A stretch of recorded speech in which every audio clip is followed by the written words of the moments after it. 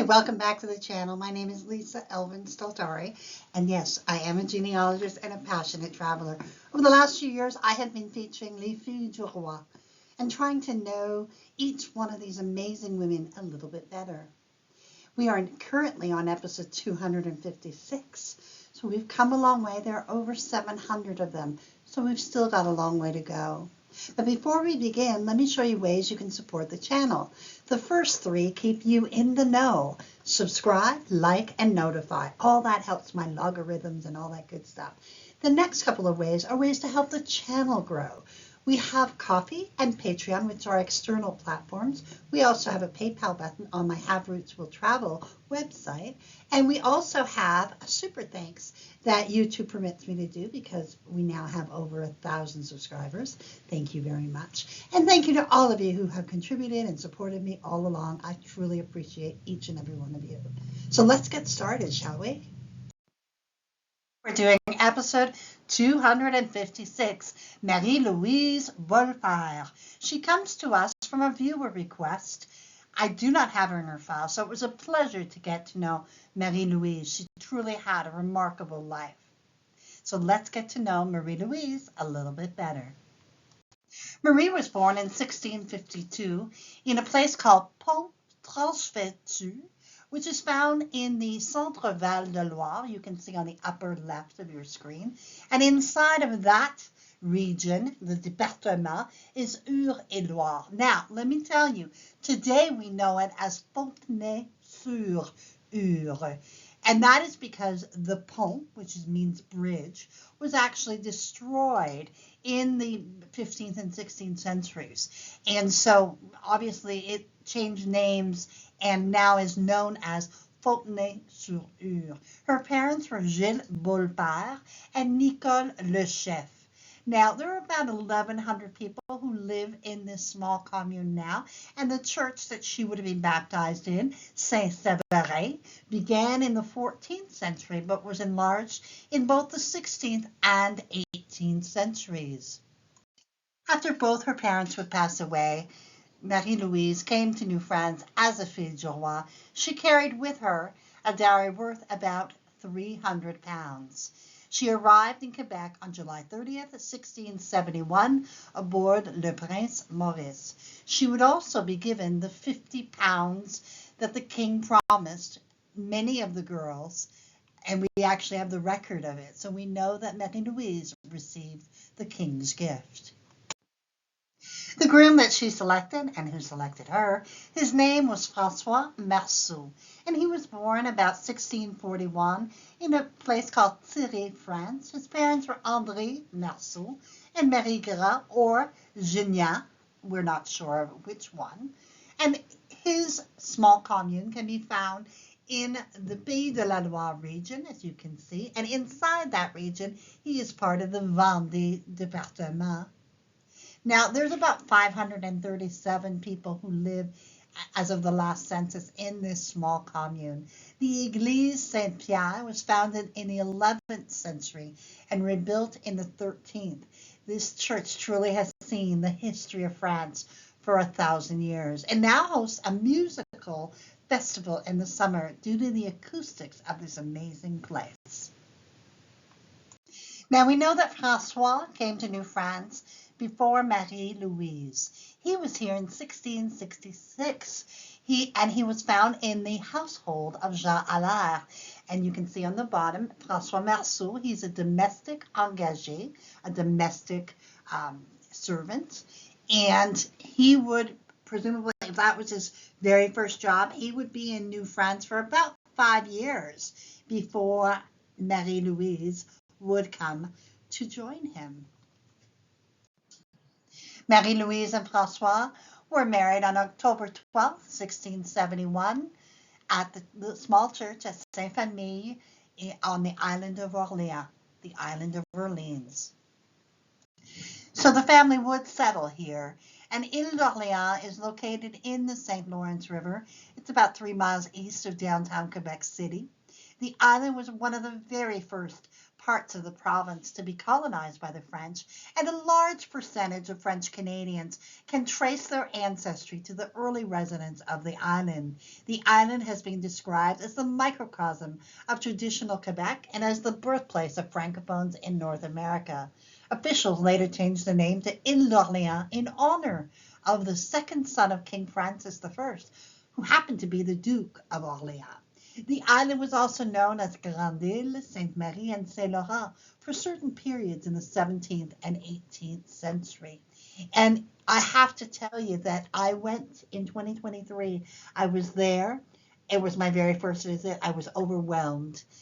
Many of my ancestors come from there. But until you actually walk on that island, the feeling that you get is unbelievable. And to really understand that these people came to this small island and built the beginnings of what is New France is truly a marvelous experience to behold. And it really does look, some of these pictures are my own, actually. Two of them are my own. So you can imagine, I'm not a great photographer, but it really does take your breath away. So with that being said, let's get to see what kind of a family they built. All in all, they would have 5 children. Jacques-François would marry Elisabeth Ginsereau and have 7 children, all of whom would make it to adulthood. François we have no more information of. Reine married Joseph Roger and would have 12 children, but only 4 would survive to adulthood. Louise would marry Jeanne Dumas and would have 10 children, 7 of whom would make it to adulthood. And we have Suzanne that we have no other information of. Now in the 81 census, we have François, who's 40, Marie-Louise, 30, so they're about 10 years apart. Their children, Jacques, François, René, which is really Reine, Louis, and Suzanne. So all their children are present in that 1681 census. We have 4 bêtes à cornes, which are 4, I used to call it goats, but really it's any horned animals, and they possess 13 arpents, so about 10 to 11 acres of land on that beautiful island. Unfortunately, François would die very suddenly between May the 1st, 1686, and June 16th, 1687. So we have about a year and a bit of not knowing exactly when he passed away based on different reports. So obviously, very, very young man. They would have been married a mere 15, 16 years at that point. Very short. The second groom that would become Marie-Louise's husband, his name was Gabriel Roger, and he was born in 1639 in a commune called Sainte-Verge in France. His parents were René Roger and Jeanne Augarde. Now, he is part of the region of France known as Nouvelle-Aquitaine, and part of that region, inside that region, at the very, very top, is the Deux-Sèvres département. According to some people, the commune takes its name from a young shepherdess of the 4th century, answering to the sweet name of Vergana or Verge, who lived in a domain named the Forest in the surroundings of this area. And that's where it got the name of that. So I thought it was kind of neat to give you a little bit of a breakdown. The church that he would have been baptized in no longer exists. This is the church that is there now. Beautiful little place, you can imagine, 500 people or so. So this is where Gabriel comes from. They are married on November 17th, 1687, at Saint-François this time, on the island of Orleans. A mere 12 years later, Gabriel would pass away as well, leaving Marie-Louise a widow for the second time. He would pass away July 24th, 1699. Now, the third groom that would come into Marie-Louise's life, his name was Antoine Olivier Cunard de Duplessis, and he was born in 1651 in a place called Saint-Brieuc in France. His parents were Antoine Cunard and Jeanne Branquet, and from a region that we don't see very often, Brittany. And you can see it on the lower part of your screen, circled. And inside of Brittany, he was from the Côte d'Armor, and you can see it's very much by the sea. And this place, Saint-Brieuc, was actually named after a Welsh monk who Christianized the region in the 5th century and established a church there. Today there are 44,000 people who live in this area, so it's quite built up. So if this is, a region of France that you'd like to visit, it certainly looks amazing. Now, Antoine was a soldier and he was part of the troops of the Marine, the Navy. The current church that is there now, it replaces the 13th century chapel that was rebuilt in 1470 and used until 1835, and then of course was destroyed, so they rebuilt it. So this would have been where Antoine, at least the location, is where he was baptized.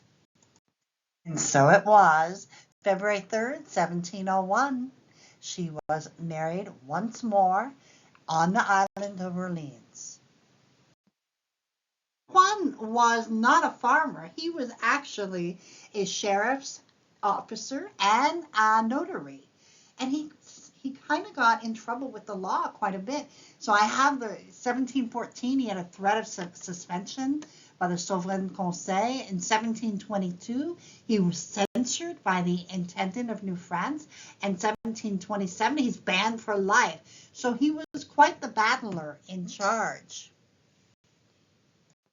As you can see, Marie-Louise and Antoine, she finally had a husband who outlived her for one, but they were married in so they lived together 27 years, the longest marriage that she had, and hopefully it was a happy one.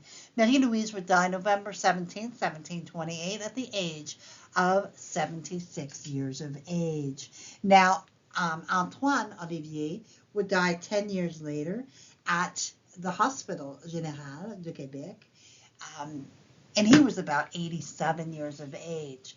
Now, Marie-Louise, with her husband, the first husband, François Marceau, she would leave the descendants list, not a huge amount, 47 in all as of 1729, but remarkable that line has continued, and there I have my viewer requesting it. And if you are a descendant of François Marceau, you will be able to find a biography of him in our French-Canadian Ancestors, Volume 12. And that can be accessed on our Free French-Canadian Ancestors. It's a Facebook group, and they have the files of all of these. If you're lucky enough to have a library that has this book, which is very rare, you can also have it in that regard as well. Remember I told you that being on the island took my breath away? Well, this is where it happened. I just was so overcome.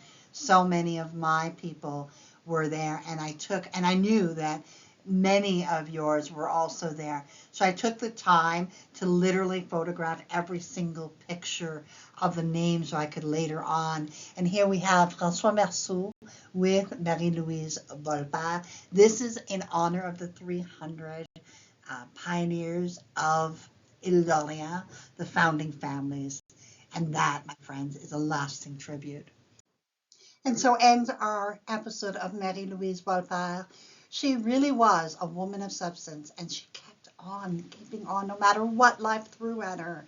And the fact that she is truly one of those pioneers at Ile d'Orléans, and her husband François were really the beginnings of that family line. Really an amazing story of perseverance and dedication. And so we thank her and we bless her memory, and we are so grateful she came to our shores. And I am so grateful for all of you who have contributed thus far.